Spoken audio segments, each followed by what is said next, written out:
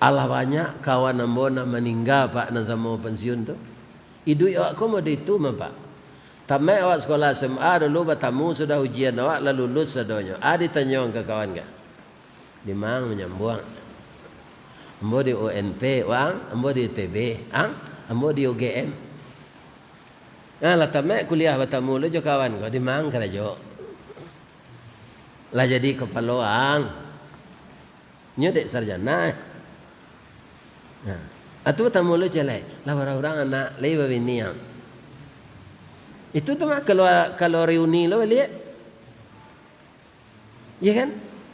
Apa tamu lu umur 58, oh lampir pensiun lah yo bulannya saya tinggal lah, etong bulan lah pensiun namo.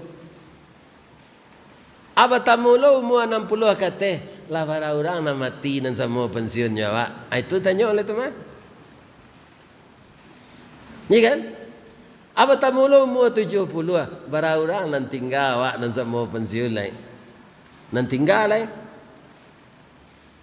Apa tamu lo 80 awak lah pikun. Anda tentu nama kan sana maran. Ni pak. Ya kan? Acu itu hidup awak kau pak. Akhirnya tiba di garis finish.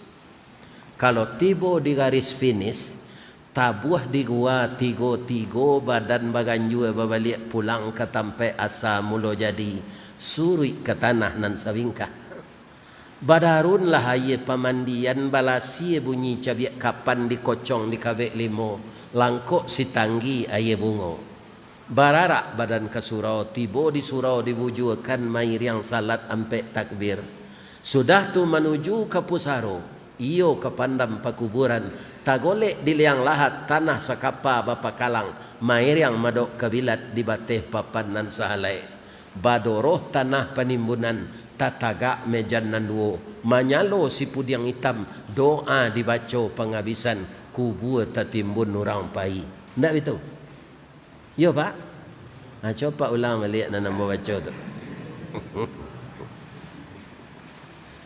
itu akan terjadi kepada kita. Ya kan? Makanya sebelum itu terjadi, bawalah harta kita sebahagian mati. Jangan salah memahami. Tidak ada orang mau mengubur naratoa sama jemaah awak ada ustaz. Sabalun mati. Baca rohnya.